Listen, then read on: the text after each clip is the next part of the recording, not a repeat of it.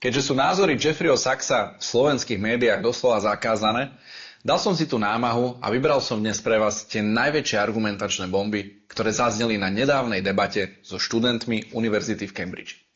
Témou bola medzinárodná politika, v ktorej pán Saxs pôsobí už viac ako 30 rokov a na jeho názory a argumenty, akožto špeciálneho poradcu až 3 generálnych tajomníkov Spojených národov, poznajú jeho oponenti len jedinú odpoveď – cenzúru. Takže ako sa hovorí, prajem príjemné pozeranie a zdieľajte, kým to nesmažu. Russia, by the way, despite every single thing that's said every single day, truly, really does not want more land.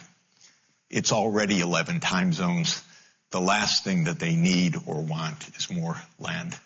The war is about completely different things than everything you and I read about in our newspapers every day, because our newspapers are telling us stories that ultimately come back to narratives conceived in the U.S. Defense Department and the CIA, and that are completely bogus. We provoked the war in Ukraine. This started in 1990. James Baker III, our Secretary of State, said to Mikhail Gorbachev, NATO will not move 1 inch eastward if you agree to German unification, basically ending World War II.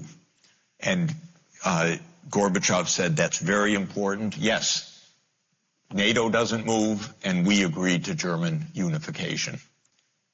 The U.S. then cheated on this. Expansion of NATO started in 1999 with Poland, Hungary, and Czech Republic. In 2004, Estonia, Latvia, Lithuania, Bulgaria, Romania, Slovakia, Slovenia, 7 more countries in the not 1 inch eastward. In 2002, the United States unilaterally walked out of the Anti-Ballistic Missile Treaty.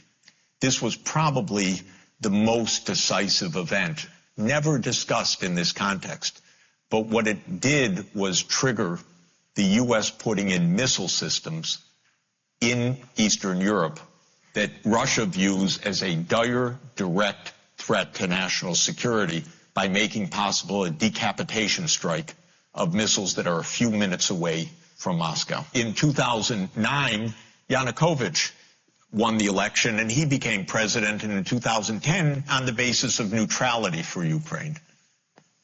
That calmed things down because the U.S. was pushing NATO, but the people of Ukraine on the opinion polls didn't even want to be in NATO. They knew that the country is divided between ethnic Ukrainian, ethnic Russian. What do we want with this? We want to stay away from your problems. So in February 22nd, 2014, the United States participated actively in the overthrow of Yanukovych. A typical U.S. regime change operation, have no doubt about it.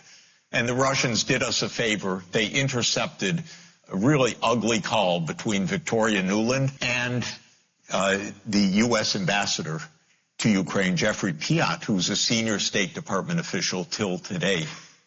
And they talked about regime change. They said, who's going to be the next government? Why don't we pick this one? No, Klitschko shouldn't go in. It should be Yatsenyuk. Yes, it was Yatsenyuk, and we'll get the big guy, Biden, to come in and do an attaboy, they say, pat him on the back. It's great. So they made the new government. All of this is to say the U.S. kept rejecting the basic idea, don't expand NATO to Russia's border in a context where we're putting in goddamn missile systems. On December 15th, 2021, Putin put on the table a draft Russia-U.S. security agreement. You can find it online. The basis of it is no NATO enlargement. I called the White House, begging them, take the negotiations. Putin's offered something, avoid this war. Oh, Jeff, there's not going to be a war. Announce that NATO's not going to enlarge. Oh, don't worry, NATO's not going to enlarge. I said, oh, you're going to have a war over something that's not going to happen? Why don't you announce them? And he said, no, our policy is an open door. This is Jake Sullivan. Our policy is an open door policy. Open door for NATO enlargement. That is under the category of bullshit, by the way. You don't have your right to put your military bases anywhere you want and expect peace in this world. You have to have some prudence. There's no such thing as an open door that we're going to be there and we're going to put our missile systems there and that's our right. There's no right to that. We declared in 1823, Europeans don't come to the Western Hemisphere. That's the Monroe Doctrine. The whole Western Hemisphere, after all. Okay, anyway, they turned down the negotiations. Then the special military operation started, and 5 days later, Zelensky says, okay, neutrality. And then the Turks said, we'll mediate this. And I flew to Ankara to discuss it with the Turkish negotiators because I wanted to hear exactly what was going on. So what was going on was they reached an agreement with a few odds and ends. And then the United States and Britain said, no way. You guys fight on. We got your back. We don't have your front. You're all going to die. But we got your back as we kept pushing them into the front lines. That's 600,000 deaths now of Ukrainians since Boris Johnson flew to Kyiv to tell them to be brave. So we're not dealing with, as we're told every day, with this madman like Hitler coming at us and violating this and violating that, and he's going to take over Europe. This is complete bogus, fake history that is a purely PR narrative of the U.S. government. This is the deep state, and they have their wars, and every war has been phony. Some wars the American people are basically never told about. For example, the war in Syria. And you may actually hear from grown-up reporters who are lying through their teeth or ignorant beyond imagining that, oh, the war in Syria, yes, Russia intervened in Syria.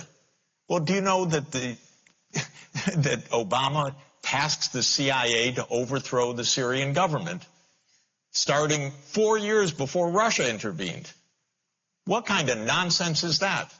And how many times did the New York Times report on Operation Timber Sycamore, which was the presidential order to the CIA to overthrow Bashar al-Assad? 3 times in 10 years. This is not democracy. This is a game. And it's a game of narrative. Why did the U.S. invade Iraq in 2003? Well, first of all, it was completely phony pretenses. It wasn't, oh, we were so wrong, they didn't have weapons of mass destruction. They actually did focus groups in the fall of 2002 to find out what would sell that war to the American people. Abe Schultzky, if you want to know the name of the PR genius. They did focus groups on the war. They wanted the war all the time. They had to figure out how to sell the war to the American people, how to scare the shit out of the American people. Look at the great accomplishment of pouring in, I don't know how many hundreds of billions of dollars into Afghanistan for 20 years to get from the Taliban regime to the Taliban regime. This is American genius at democracy promotion. They don't care at all about democracy, by the way, at all. They topple governments they don't like that won't do their bidding. They topple democracies if they don't like them. They'll topple anybody that they don't like. That's how it's worked all along. They never said, oh, we can't topple Mossadegh in 1953. He's a democratic government. No, they toppled a democratic government in Iran and put in a police state, which led to wonderful long-term relations with Iran because they really loved the American people for that. So this is not about democracy. This is a game, and it's a terrible game, and it's a secret game, and it's played by the CIA, which is the most important agency in the United States.